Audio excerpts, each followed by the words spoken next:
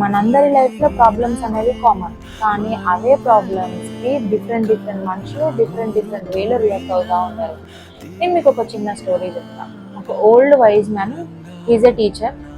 ఆయన ఏం చేస్తాడంటే వాళ్ళ స్టూడెంట్స్తోని ఒక ఎక్స్పెరిమెంట్ చేపిస్తారు.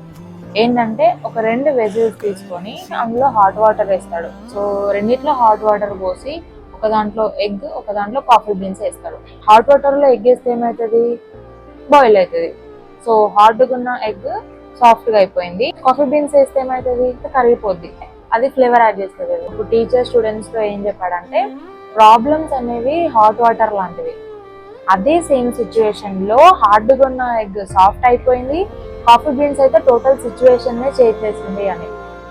లైఫ్లో కూడా ప్రాబ్లమ్స్ అనేవి అవాయిడ్ చేయలేము, బట్ మన రియాక్షన్స్ డిసైడ్ చేస్తాయి మన ఫ్యూచర్ ఏంటి అని. సో మనకు వచ్చే ప్రాబ్లమ్స్ చిన్నవా పెద్దవా మ్యాటర్ కాదు, మన యాటిట్యూడ్ ఏంటి అనేది మ్యాటర్.